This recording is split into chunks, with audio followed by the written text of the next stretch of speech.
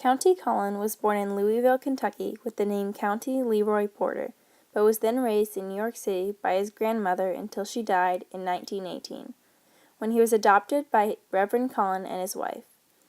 In his early years, he attended New York's top prep school, DeWitt Clinton High School, then NYU for college.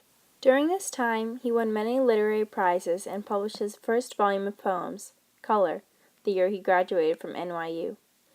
Throughout his life, he struggled to be known as a poet rather than a Negro poet, and led the movement of black artists who were gaining national prominence in the 1920s and early 30s. Due to Cullen's success in both black and white cultures, he formed a way of writing that embraced both cultures. He believed that art transcended race and that it could be used to bring the two races together, as well as constantly urging black poets and writers to work conservatively within English conventions. In the first 3 lines, Cullen uses a simile expressing that sadness is felt by all. Lines 7 and 8 describe the combining and sharing of individual griefs, including his own. Lines 20 and 21 are very important, and the author uses personification to describe how joy affects some people, which contrasts to the earlier description that sadness is widespread. While reading this poem, one can distinguish the time period influence that Cullen believed, that through its expression, poetry could transform pain into a thing of beauty and consolation, which is a major aspect of the Harlem Renaissance. The author's voice is one of understanding and a universal concept, one that we all have our different burdens, but it is unity and kindness that will help us all in the future.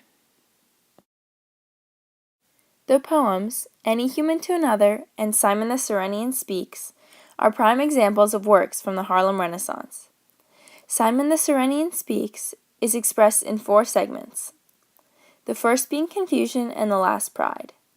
Cullen is speaking about overcoming racism or inequality in a non-hateful way, but it also has a very broad interpretive aspect to it as well. These poems relate closely because both are examples of Cullen's cry for a theme that all humans are equal and individually unique, but must live together in harmony, caring for and helping one another. This is most importantly expressed in lines 14 through 16 of Simon the Cyrenian Speaks, and lines 30 and 31 of Any Human to Another. Both these poems, although broad, have very racial implications despite his modesty, and relate about blacks overcoming the racism of the time, but in ways that are not hateful.